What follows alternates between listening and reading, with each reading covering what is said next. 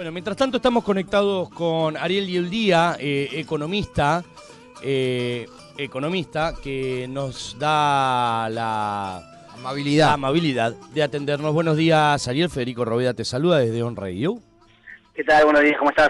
Pronuncié bien tu apellido, Ariel, perdóname. No, es Lieutier. Lieutier, ahí está, Sí. perdóname. No te preocupes, es un apellido con muchas vocales, es difícil. Bueno, no importa, pero lo correcto de mi parte sería que lo diga bien. Ariel, te puedo tutear, ¿no? Sí, por favor. Bueno, a los economistas siempre los tratamos de usted, ¿no? Son como un cargo alto, un economista, ¿no? Sí. Ariel, mira, nosotros estábamos leyendo que Argentina, o Buenos Aires, mejor dicho, se convirtió en una de las 10 ciudades más baratas del mundo. Esto tenemos entendido que es en parte por la devaluación, ¿no? Sí, es centralmente por la devaluación. Ese es un índice que primero hay que ver para qué se utiliza, ¿no? Es un índice que elabora The Economist para que tengan una referencia a las empresas multinacionales a la hora de calcular los honorarios y el salario de los gerentes que envían al exterior, digamos. Claro. Es un salario que está medido, es un precio que están medidos estrictamente en dólares, ¿sí? No habla de poder adquisitivo ni nada de todas esas cosas. Es solamente, digamos, tomar los precios locales y dividirlos por el tipo de cambio. Entonces, el tipo de cambio se devalúa fuertemente, como pasó, eso genera que la ciudad se abarate. Claro. El ranking nombra a un costo de vida global. ¿Qué se toma, por ejemplo, el PBI argentino como para manejar ese costo? ¿O hay alguna, o tenés idea si hay alguna otra cuenta para hacer? No, ahí lo que hace el ranking es tomar, se quiere una canasta de consumo, ¿no? Algunos precios representativos y calcular cuánto sale esa canasta en Argentina, cuánto sale en Nueva York, cuánto sale en Singapur, ¿no? Cuánto sale en los diferentes países o las diferentes ciudades, ¿no? Porque el ranking es de ciudades en el mundo, ¿no? Entonces lo que se busca es más o menos comparar homogéneamente, pero como te decía, compara, si querés, precios en dólares. Claro, y solamente las capitales, porque en realidad no va a comparar la capital de San Juan.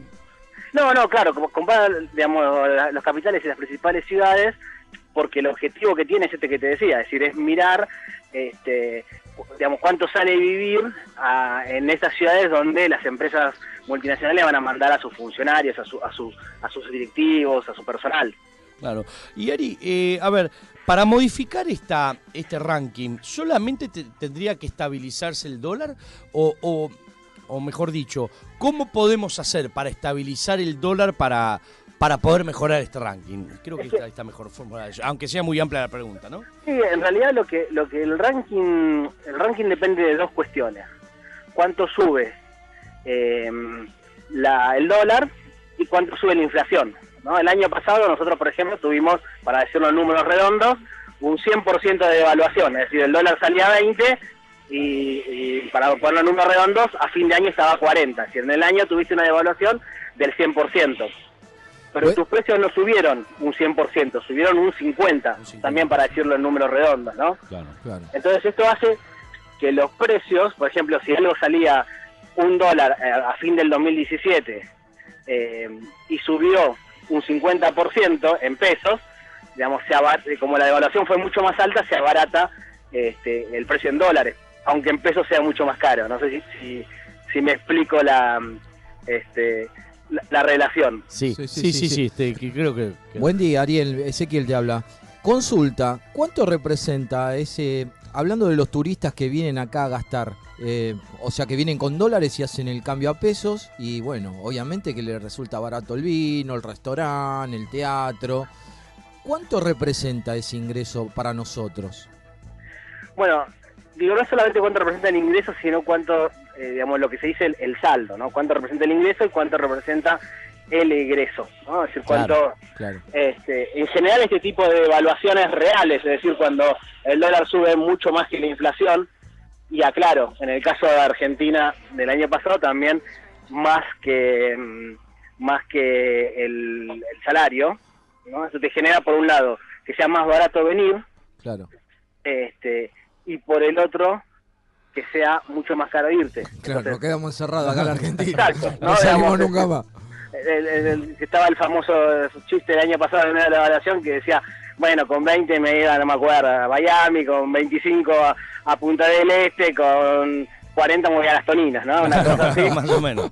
Bueno, Es que es una realidad. Es que es un dato de la realidad, es decir, entonces Argentina tenía estructuralmente, o en los últimos años venía teniendo problemas de que los que nos íbamos, los argentinos que nos íbamos o gastábamos en el exterior era más alto que los que venían. Este tipo de evaluaciones lo que busca hacer es revertir ese tipo de tendencias. Ahora vamos a ver, digamos, porque todavía es reciente, vamos a ver cuando termine este año cómo quedamos en esa relación, a ver si cambió de signo, ¿no?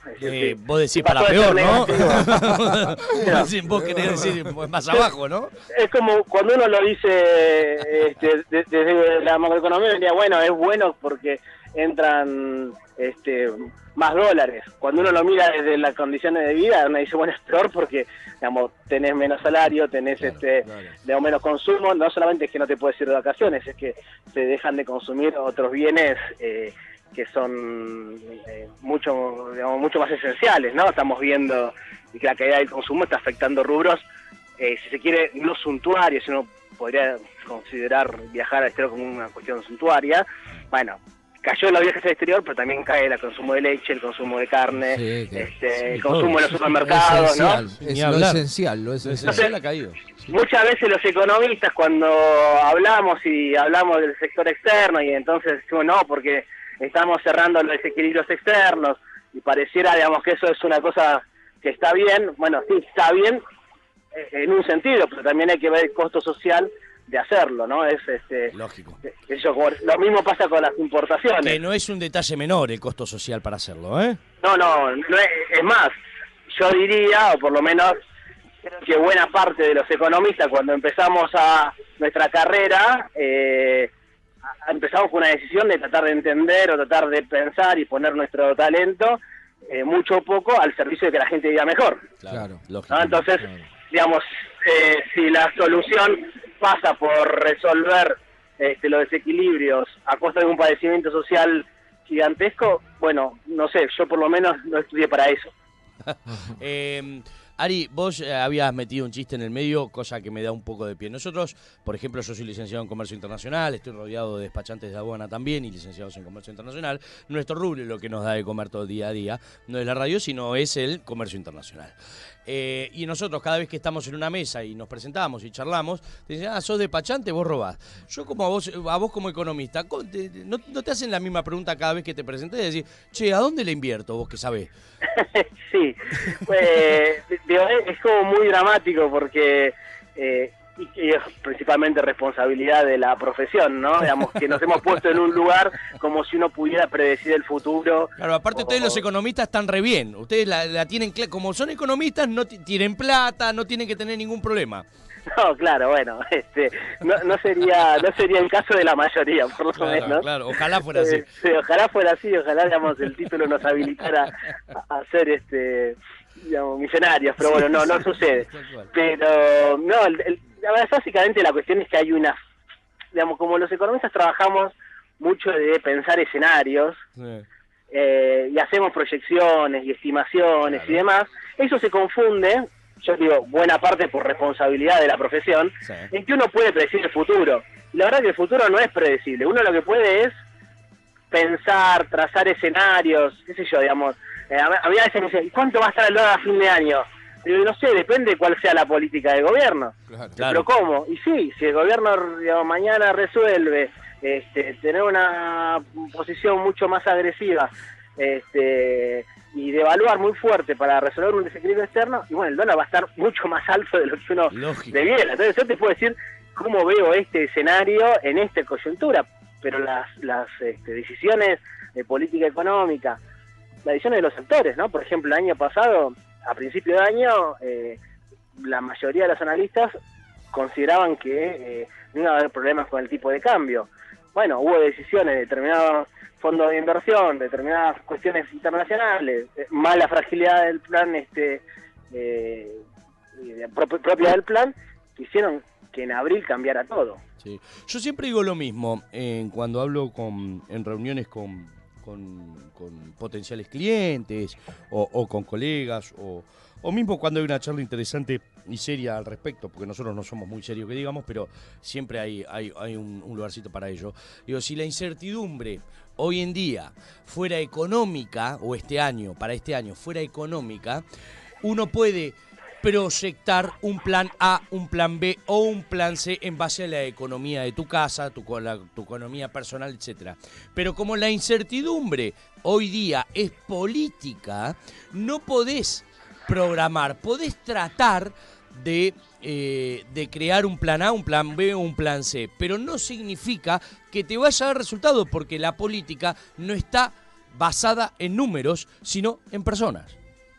Bueno, totalmente de acuerdo, pero la economía también está basada en personas. Entonces, claro, qué sé yo, y pongo de vuelta el ejemplo del año pasado. El año pasado, cuando empezó la corrida, el Banco Central, digamos, que está dirigido por personas y por profesionales y demás, tuvo una estrategia que cuando uno la miraba en ese momento, y dice, fue mala, ¿no? Digamos, y eso generó que el problema se agravara. Claro. Ahora, bueno, eso, digamos, los errores o las concepciones o lo que se puso en juego en ese momento, también depende de las personas. Entonces, como la economía, digamos...